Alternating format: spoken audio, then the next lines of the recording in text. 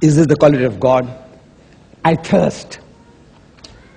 A weary God. Inverted commas, God. Jesus, therefore, being wearied, got tired, fatigued with this journey, sat thus on the well. John chapter 4 verse 6. A sorrowing God, in inverted commas, God. And he began to be sorrowful and very heavy. Matthew chapter 26 verse 37. Then saith he unto them, my soul is exceeding sorrowful even unto death. Matthew chapter 26 verse 38.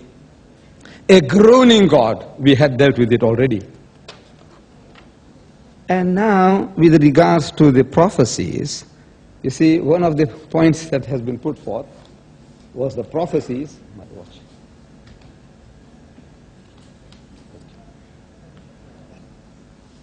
One of the points was the prophecies. I said, now when you look at the prophecies,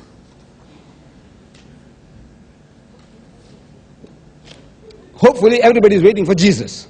Anytime now. The Jehovah's Witnesses, the masterful technique they have. You know, they don't build churches, they don't build schools, no hospitals, no orphanages, nothing.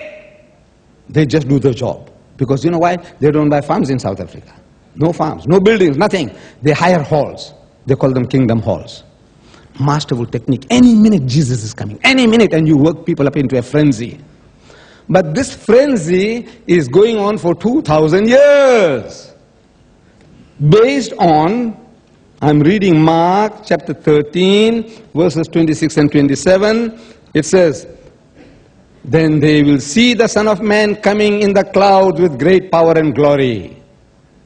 Then they will see the Son of Man, means Jesus Christ, coming in the clouds with great power and glory. And then he will send his angels and gather together his elect from the four winds, from the farthest part of the earth to the farthest part of heaven. Assuredly, verse 30, I say to you, this generation, the generation is talking to, this generation will by no means pass away till all these things take place. What did the people understand? They understood exactly what it says. And they were waiting. Every time they saw a cloud, that anytime Jesus is coming. Anytime Jesus is coming. And people have been selling that over these 2,000 years. They work out some figures, and it's right, 1914. Jesus is coming. 1918, Jesus is coming. And people sell the properties and everything, and they find, finish, damn squib, he hasn't come. He hasn't come. 2,000 years have gone. Because the misunderstanding was given, any time now, any moment. Heaven and earth will pass away, but my words will by no means pass away. Matthew tells us, making it clearer, chapter 10, verse 23, but when they persecute you in this city, persecute you, the followers of Christ, when they persecute you in this city, flee to another, run to another city. For assuredly, most surely, I say to you, you will not have gone through the cities of Israel before the Son of Man comes back. And they fled, and they were persecuted. The early Christians were persecuted, and they fled, and they fled. And they perished.